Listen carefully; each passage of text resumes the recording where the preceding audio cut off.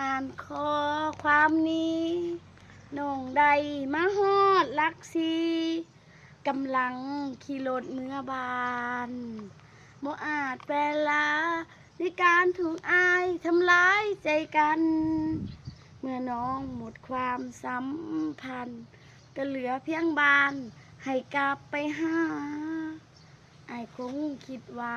น้องมามุงเก่ายามงอนก็หอบกระเป๋าเอาจริงแล้วก็บอกกล้า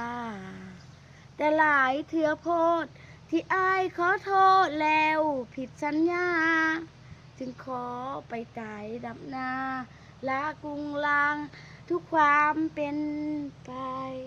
คิดเปลี่ยนความตั้งใจของน้องได้บ่โทรมางอมาอ้อยจักหน่อยดูอายบอกว่าน้องยังสำคัญเขาบ่มีกันทุกอย่างหมดความหมายตอนนี้ยังบ่สายขาดเยื่อใย